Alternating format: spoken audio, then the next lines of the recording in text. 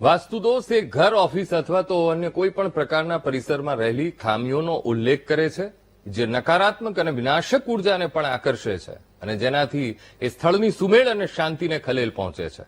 ત્યારે વાસ્તુદોષને કેવી રીતે નિવારી શકાય એ જાણવું છે આજે. નમસ્કાર દર્શક મિત્રો, વીટીવીની ખાસ રજૂઆત ભવિષ્ય દર્શન કાર્યક્રમમાં આપનું સ્વાગત છે. હું છું અંકુર રાવલ. હવે 5 તત્વો એટલે કે જેને આપણે પંચ મહાભૂતો કહીએ છીએ એવા પૃથ્વી, પાણી, અગ્નિ, વાયુ અને આકાશની આ ઉર્જાની દિશા અને પ્રવાહ સંબંધિત નિયમોનું પાલન ન કરવાથી અને બાંધકામમાં ખામીઓ એટલે કે વાસ્તુદોષો તરફ એ ખામીઓ દોરી જાય છે. ત્યારે કેટલાક વાસ્તુ ઉપાય કરીને વાસ્તુદોષો દૂર પણ કરી શકાય છે. સુમેળભર્યું અને નિયમબદ્ધ વાસ્તુ નકારાત્મક ઉર્જાને દૂર કરવામાં અને પરિસરમાં શુભતાને આમંત્રિત કરવામાં મદદ કરે છે. ત્યારે ઘરનો મુખ્ય દરવાજો પણ સકારાત્મક ઉર્જાને ખેંચીને લાવે છે. પણ ક્યારે? તો જો ઘરનો મુખ્ય પ્રવેશ દ્વાર યોગ્ય દિશા અને યોગ્ય વાસ્તુ પદમાં હોય તો. હવે કયા વાસ્તુના નિયમોનું પાલન કરવું એ ખૂબ જરૂરી છે પણ જાણીશું. સાથે 12 રાશિઓનું રાશિ ભવિષ્ય અને આપના ફોન કોલ્સના ઉત્તર તો ખરા જ, જેના માટે આપણી સાથે સ્ટુડિયોમાં જોડાયા છે જ્યોતિષાચાર્ય ડોક્ટર મહેન્દ્રભાઈ પંડ્યા. મહેન્દ્રભાઈ, સ્ટુડિયોમાં આપનું ખૂબ ખૂબ સ્વાગત. ધન્યવાદ. મહેન્દ્રભાઈ, સૌથી પહેલા આજનું પંચાંગ આપણા દર્શક મિત્રોને જણાવશો. શ્રી ગણેશાય નમઃ. તદેવ લગ્નમ સુદિનમ તદેવ તારાબલમ ચંદ્રબલમ તદેવ વિદ્યાબલમ દેવબલમ તદેવ લક્ષ્મી પતેતે દ્રિયુગમ સ્મરાભિ. આજે તારીખ જોઈએ તો 24/10/2025 અને વાર શુક્રવાર છે. કારતક મહિનો, શુક્લ પક્ષ અને તૃતીયા એટલે આજે ત્રીજ છે. જેને વિછોડો પેટનો કહેવાય છે એ નક્ષત્ર છે. નક્ષત્ર અનુરાધા છે. સૌભાગ્ય નામનો યોગ અને તૈતિલ નામનું કરણ છે. બપોરે 12 કલાક અને 2 મિનિટ સુધી આ કરણ ચાલે છે. ત્યારબાદ ગર કરણની શરૂઆત થશે અને રાશિનો ચંદ્રમા આજે વૃશ્ચિક રાશિનો છે. વૃશ્ચિક રાશિના અક્ષર થાય ન અને ય, તો વૃશ્ચિક રાશિવાળા જાતકો માટે આજનો દિવસ મંગલમય રહેશે. સાથે સાથે જે કોઈ જાતકોનો જન્મ થાય એની વૃશ્ચિક રાશિ કહેતા ન અને ય અક્ષર ઉપર એનું નામ રાખવાનું રહેશે. આજે અનુરાધા નક્ષત્ર છે. વિછોડો હોવા છતાંય પેટનો વિછોડો હોવાના કારણે આ વિછોડો દોષકારક નથી. જય ગણેશ. બિલકુલ. હવે મહેન્દ્રભાઈ, જયારે વાસ્તુની આજે આપણે વાત કરવી છે તો વાસ્તુ દોષ, હવે આ દોષનું નિવારણ કેવી રીતે થઈ શકે? સાથે સાથે મુખ્ય પ્રવેશદ્વારની પણ વાત કરી. એની યોગ્ય દિશા અને મુખ્ય એનું યોગ્ય પદ કયું હોય છે? જી, પદની વાત કરીએ તો આપણે ટોટલ જે કોઈ બાંધકામ કરવાનું હોય એને આપણે સામાન્ય રીતે 9 ઊભા અને 9 આડા એમ ભાગમાં વહેંચીએ છીએ અને અંદર 81 પદ, 84 પદ વાસ્તુ આપણને જોવા મળે છે. એમાં ખાસ કરી મુખ્ય જે વસ્તુ છે એ શું જોવું પડે છે?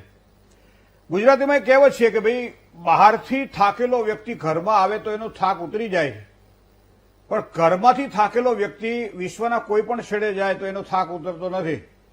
તો એનો મતલબ આને ઘર કહેવાય, જેને આપણે મંદિર કહીએ છીએ. The body is A temple of the God.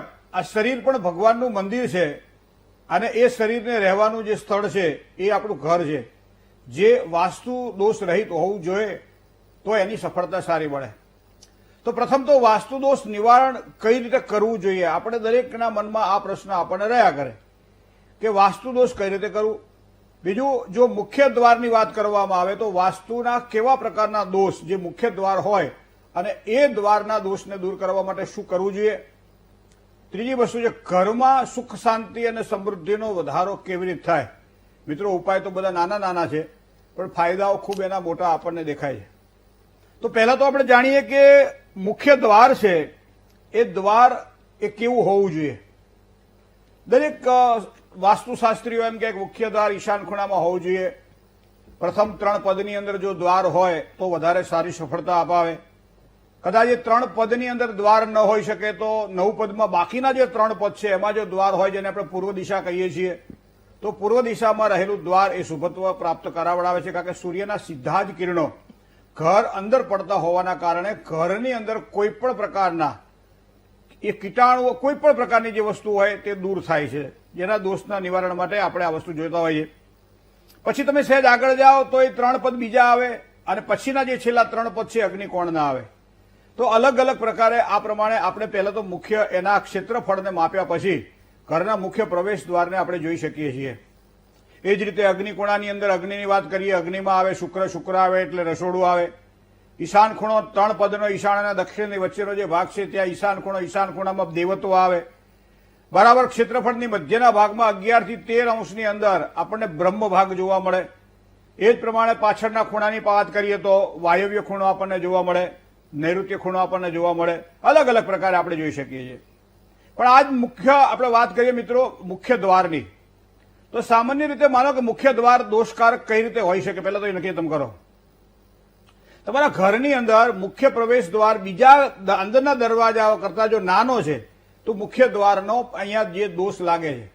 બીજું, ઘણી વખત આપણે મુખ્ય દ્વારની બાજુની અંદર એક નાની બારી મૂકતા હોઈએ છીએ અથવા તો કંઈક એવું સુશોભન આપણે થતા હોઈએ છીએ, કરતા હોઈએ છીએ, જેના કારણે એક મોટા દ્વારની બાજુમાં તમે કોઈ નાની બારી અથવા કંઈ પણ મૂકો છો ત્યારે સમજી લો ક્યાંક ને ક્યાંક વાસ્તુ દોષ આપણને લાગે છે. વાસ્તુના આ બધા ઘણા બધા નિયમો છે કે જે નિયમોને આપણે પાળતા નથી અને આપણા પોતાની ઈચ્છા અનુકૂળતા પ્રમાણે એન્જિનિયર આપણને જે પ્રમાણે સંજ્ઞા કરે એ પ્રમાણે આપણે કરતા હોઈએ છીએ.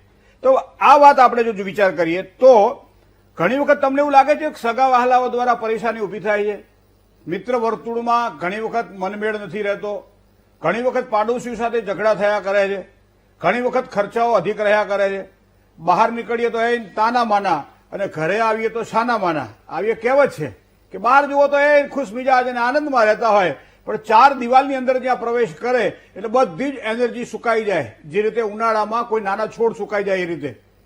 તો આ બધા મૂળ દોષ છે ઘરની અંદર, કારણ કે બહાર જો આપણને સુકૂન અને શાંતિ મળતી હોય તો ઘરમાં પણ એ જ શાંતિ અને સુકૂન મળવું જોઈએ.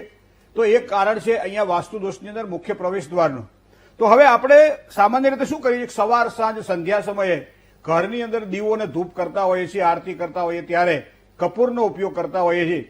આ બધી જ વસ્તુઓ આ નાની નાની વસ્તુઓ છે, પણ એ વસ્તુઓ એટલા માટે આપણે કરતા હોઈએ છીએ જેના કારણે ઘરની અંદર નકારાત્મક જે ઉર્જા છે ઉર્જા દૂર થાય અને સારી સફળતાની પ્રાપ્તિ થાય. દરવાજો સવારમાં જે કોઈ વ્યક્તિ પહેલો જ્યારે ખોલે ત્યારે એ દરવાજાના ઉંબરાના ભાગની અંદર પાણી જો છાંટવામાં આવે, નિયુબ્જ પાણી એટલે આમ સીધા હાથથી જો પાણીનો છંટકાવ આખા દરવાજાના નીચેના ભાગમાં કરવામાં આવે તો અહીંયા પણ એમ કહેવાય છે કે દરવાજો ખુલતાની સાથે જ બહારથી જે પોઝિટિવ એનર્જી છે ઘરમાં પ્રવેશ કરે છે અને એના કારણે ઘરની અંદર રહેવાવાળા વ્યક્તિઓને શારીરિક સુખાકારી સારી મળે, માનસિક શાંતિ મળે, પૈસાની વૃદ્ધિ થાય અને કોઈ પણ કાર્ય અવરોધતા દૂર થાય. તો પહેલા તો આ વસ્તુ આપણે જોઈએ. આપણે બીજી વસ્તુ તમને કહી દઉં, મંગળવારના દિવસે જો આપણે કદાચ ન બનાવ્યું હોય તો મંગળવારના દિવસે ઘરમાં સ્વસ્તિક બનાવવું જોઈએ અને સ્વસ્તિક બનાવવા માટે મુખ્ય દ્વારનો ઉપયોગ કરવો જોઈએ. ઘણી વખત આપણે એક જ સિંગલ દ્વાર હોય છે અને મોટા ભાગે 100-80% જોયું છે કે મુખ્ય પ્રવેશ દ્વાર એક જ મોટો દરવાજો હોય છે, પણ હકીકતમાં વાસ્તુશાસ્ત્ર એમ કહે છે કે ઘરનો મુખ્ય પ્રવેશ દ્વાર છે એ બે ભાગમાં વહેંચાયેલો હોવો જોઈએ. અને એ પ્રમાણે પહેલાથી જ આપણે જોતા હોય છે, જૂના મકાનોની અંદર આપણે જયારે જોઈએ ત્યારે આ વસ્તુ આપણને જોવા મળે છે કે ઘરની અંદર મુખ્ય દ્વાર છે ને એ બે ભાગમાં વહેંચાયેલો હોય.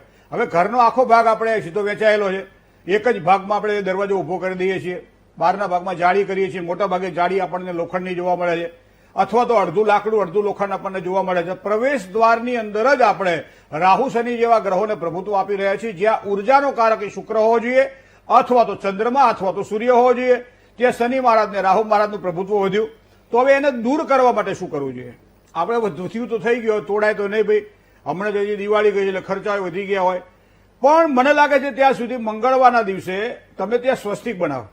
સ્વસ્તિક બનાવતી વખતે ખાસ ધ્યાનમાં રાખજો કે સિંદૂરની અંદર ગાયનું જે ઘી છે એ ઘીને ગાયના ઘીને સિંદૂરમાં મેળવી અને સરસ મજાનો એનો લેપ તૈયાર કરવામાં આવે અને એક બાજુના ભાગમાં જમણી બાજુ લાભ લખીએ, ડાબી ભાગમાં શુભ લખીએ અને મધ્ય ભાગની અંદર સ્વસ્તિકનું ચિહ્ન જો તમે બનાવી રહ્યા છો તો સમજી લો તમે તમારા વાસ્તુ દોષની અંદર ક્યાંક ને ક્યાંક એક સારા પરિણામો પ્રાપ્ત કરી રહ્યા છો. ઘરના મુખ્ય પ્રવેશ દ્વારને તમે સુશોભન તો કરો છો. ઘણી વખત તમે જોયું છે કે લગ્ન કરી અને પતિ પત્ની ઘરમાં પ્રવેશ કરે અને અમુક સમય પછી ઝઘડાઓ ચાલુ થઈ જાય, અમુક સમય પછી ઘરના વડીલોના ટેન્શનો વધી જાય, આવું ઘણી જગ્યાએ જોયું છે. તો આપણે એમ થાય કે નવી આવનારી જે વહુ છે, પુત્ર વધુ જે છે, લક્ષ્મી છે, તો ઘરના આ કકડાટનું કારણ શું? પણ હું તમને કહું, ઘરમાં તમે જ્યારે પણ લગ્નની આપણી ચાલતી હોય એ સમય દરમિયાન દરવાજાના મુખ્ય ભાગની ઉપર તોરણ બાંધો કે ના બાંધો? તોરણ બાંધતી વખતે 3 ખીલીઓ તમે લગાવો છો. એક ખીલી ડાબી બાજુ લગાવો, એક ખીલી જમણી બાજુ લગાવો, એક ખીલી મધ્યમાં લગાવો. હવે મધ્યમાં તમે ખીલી લગાવી છે અને ત્યાં તમે તોરણને ટીંગાડ્યું છે, ચાહે આસોપાલવનું હોય, ચાહે જાંબુડાનું હોય કે જે કંઈ શક્તિ ભક્તિ પ્રમાણે. ખોટા તોરણો પણ આજકાલ વધારે જોવા મળે છે, તો આપણે એ મોતીના તોરણ વગેરે વગેરે. હવે તમારા ત્યાં પ્રસંગ પૂરો થઈ ગયો, તમારું તોરણ સુકાઈ ગયું, તમારું તોરણ સુકાયેલું તમે ફેંકી દીધું, પણ એ ખીલીને તમે કાઢવાનું ભૂલી ગયા છો જે જગ્યાએ તમે તોરણને બાંધ્યું છે.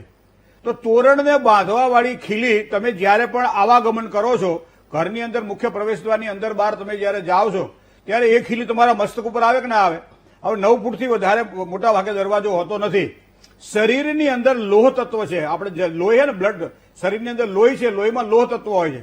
અને એ જ પ્રમાણે અહીંયા આ લોહ તત્વ એટલા માટે તમે જોજો મોટા ભાગના આપણા 12 શાખો આપણને લાકડાની જોવા મળે, ક્યાંય લોખંડની કે બીજી કઈ જોવા ના મળે. લાકડા કારણ કે લાકડું વાહક છે અને એના કારણે ઘરમાં પ્રવેશ કરવા વાળો વ્યક્તિ હંમેશા સકારાત્મક વિચારો સાથે આવે છે. હવે મૂળ ઝઘડાના કારણોની અંદર આ વસ્તુ પણ હોઈ શકે કે તમે ઉપર જે ખીલી લગાવી છે, ખીલી તમે કાઢવાનું ભૂલી ગયા છો. બે બાજુની ખીલી તો ઠીક છે, કદાચ આપણને નડે ન નડે, પણ મધ્યની ખીલી તો નડે ને નડે અને આવતા જતા બધાને નડે. તો એવા સમયે મુખ્ય વસ્તુ એ છે કે લગ્ન પતી ગયા પછી તોરણ ઉતારતા પહેલા એ ખીલીને કાઢી નાખવી જોઈએ, જેના કારણે ઘરની અંદર તમને પોઝિટિવ એનર્જી જોવા મળે અને એ પોઝિટિવ એનર્જી દાંપત્ય જીવનમાં જે પ્રવેશ કરી રહ્યા છે એવા નવ દંપતી માટે પણ આનંદદાયક બને અને ઘરની અંદર જે વડીલ વર્ગ છે એના માટે પણ આનંદદાયક બને. આ વસ્તુ આપણને ખબર જ છે. હવે તમે બીજી વસ્તુ કહો, ઘરની અંદર જ્યારે તમે ચપ્પલ પહેરો છો, જૂતા પહેરો છો, ત્યારે મોટા ભાગે કદાચ લેધરના જૂતા હોય તો ક્યાંક તકલીફો ઉભી કરાવડાવે. તો આવા સમયે શું કરવું જોઈએ? લેધરના જૂતા ઉપયોગ ન કરતા, ચામડાના કોઈ જૂતાનો ઉપયોગ ન કરતા, ફક્ત અને ફક્ત ચપ્પલ પહેરો, સ્લીપર પહેરો ત્યારે તમે મોટા ભાગે રબરના આપણે પહેરતા હોઈએ, રબરના પહેરવા જોઈએ, પણ એમાં પણ નેગેટિવ એનર્જી હોય. તો એના માટે ઘરની અંદર સૌથી વધારે અનુકૂળતાવાળી વસ્તુ આપણને હોય તો એ આપણા માટે મીઠું છે. દરેક ભોજનની અંદર મીઠાના સ્વાદના આપણે ઉપયોગ કરતા હોઈએ. આ જ મીઠું તમને વાસ્તુદોષ પણ દૂર કરી શકે છે. ઘરની અંદર ક્યાંય ટોયલેટ હોય તો ટોયલેટની અંદરથી નીકળતી નેગેટિવ એનર્જી આખા ઘરને પ્રભાવિત કરે છે. કારણ કે ઘડીક થાય ખોલ બંધ કરવાનું હોય, આ કરીએ તે કરીએ, બરાબર છે, તો આખા ઘરને પ્રભાવિત કરે છે. તો આ જ મીઠું કાચના બાઉલમાં લઈ અને કાચનું બનાવી અને લિન્ટરના ઉપરના ભાગની અંદર એ મૂકી દેવામાં આવે તો એ નેગેટિવ એનર્જી એ મીઠું ચૂસી લે છે અને દર શનિવારે આ મીઠામાં પાણી નાખી અને ઓગાળી અને ઘરની બહાર ફેંકી દેવાનું હોય છે. તો મીઠાનો પ્રયોગ તો બહુ સરસ છે, બધાએ કરવા જેવો પણ છે. પણ સાથે સાથે આ જ મીઠાને તમે પોતાનું જે પાણી જે છે, જે પોતું કરવાનું છે ઘરમાં, એ પાણીમાં પણ થોડું નાખી દો અને એ પાણી વડે આખા ઘરની અંદર તમે પોતું મારો તો એનાથી પણ તમારા આ દોષ દૂર થશે. ઘણી વખત આપણે શું કરીએ, એક જગ્યાએ પોતું મારીએ અને એનો એ કપડાનો ઉપયોગ બીજી જગ્યાએ કરીએ, એની એ કપડાનો ઉપયોગ ત્રીજી જગ્યાએ કરીએ તો પણ વાસ્તુ દોષ જતા નથી. જ્યારે કોઈ પણ એક જગ્યાએ તમે પોતું મારો છો ત્યારબાદ પોતાને ફરીથી પાણીમાં નાખો છો, બરાબર સરસ રીતે નીચોવીને પછી બીજી જગ્યાએ તમે ઉપયોગ કરો છો, તો આ પ્રમાણે વારંવાર પાણી તમારું બદલાતું રહેશે, જેના કારણે કોઈ પણ પ્રકારના વાસ્તુ દોષો છે એ વાસ્તુ દોષ દૂર થશે. હવે ત્રીજી વસ્તુ તમને કહું, ખાવાની અંદર જ્યારે આપણે ઉપયોગ કરતા હોઈએ ત્યારે મોટા ભાગે આપણે દળાવવા માટે ઘંટી, અત્યારે બહાર જવાની પરંપરા ઓછી થઈ છે, લગભગ ઘરે ઘરે ઘંટી જોવા મળે છે, પણ છતાંય ઘંટીઓ તો બહાર ચાલુ જ છે. તો આવા સમયે તમે ગુરુવારે દળાવવાનું રાખો. ઘઉં દળવાના છે ગુરુવારે રાખો, પણ દળતા પહેલા ગુરુવારે ઘઉં દળાવો ત્યારે થોડીક ચણાની દાળ 2-5 પણ જે કંઈ નાખવું હોય તે મુઠ્ઠી નાખવી મુઠ્ઠી નાખી શકો છો. તો થોડીક ચણાની દાળને તમે ઘઉંમાં ઉમેરી દો અને પછી તમે એ ઘઉંને દળાવો અને પછી આખા ઘરના અઠવાડિયા દરમિયાન જ્યારે એ જે રોટલી જે ખાશે એના પેટમાં અમી થશે. મિત્રો, બહુ જ નાની નાની વાતો છે, પણ સમજો, એક વખત જો સમજી લેશો તો ખૂબ જ સારી સફળતા મળશે. એક સમયે લીલા કપડાની અંદર આપણે હનુમાનજીની મરી લાવતા હતા, કોડી લાવતા હતા, ચણોઠી લાવતા હતા, તાંબાનો સિક્કો લાવતા હતા, આ બધી જ પછી કે ભાઈ ગોમતી ચક્ર લાવતા હતા. આ બધી જ વસ્તુઓ આપણે રક્ષા પોટલી જેને કહી શકાય એમાં બાંધતા હતા અને ઘરની અંદર પ્રવેશ દ્વારમાં ડાબી બાજુના ભાગની અંદર આ પોટલી આપણે બાંધતા હતા. ક્યારેક ક્યારેક 12 શાક જયારે લગાવવાના હતા ત્યારે 12 શાકના મુહૂર્તો કરી અને મધ્ય ભાગમાં આપણે લગાવતા હતા. પણ એ પરંપરા તો આપણી ભૂલાઈ ગઈ છે. પણ હજી પણ એવું કરી શકાય કે આ બધી જ વસ્તુઓ જેને લક્ષ્મીને આપણે કહેવાય કે પ્રગતિ થાય છે, લક્ષ્મીની પ્રાપ્તિ થાય છે અને ઘરની અંદર નેગેટિવ ઉર્જા દૂર થાય છે. તો આવા સમયે આવી નાનકડી પોટલીને ડાબી બાજુ તમે મૂકી રાખો અને મહિનામાં એક વખત તમે બદલો, બાકી બધું ધોવાનું ધોઈ નાખો, કપડું નવું રાખો અને પછી પાછું લગાવી દો. મોટા ભાગે આઠમ લઈ લો, નોમ લઈ લો કે 14 લઈ લો, આ 3 તિથિમાંથી કોઈ પણ એક તિથિ લેવાની. તો આ તિથિ દરમિયાન તમે આ પ્રમાણે કપડું બદલી નાખો તો પણ ઘરની અંદર આવી નાની નાની વાતો તો ઘણી બધી મિત્રો છે, પણ જેટલું કરીએ એટલું આપણું, બરાબર. જો આ જરૂરિયાત હોય તો એ પ્રમાણે આપણે કરતું રહેવું જોઈએ. બાકી નાના મોટા ખોટા ખર્ચાઓ કરી અને નાની મોટી ખોટી ઉપાધિઓ વરી આ તોડી નાખો અને આને આમ ભરી નાખો અને આને આમ કરવું જોઈએ. અમુક વખતે જયારે ખાવ જતું રહેતું હોય ત્યારે થવું સારી વાત છે, પણ આવી નાની નાની બાબતો પણ ખૂબ સારો લાભ કરાવડાવે. જય ગણેશ. ખૂબ સરસ.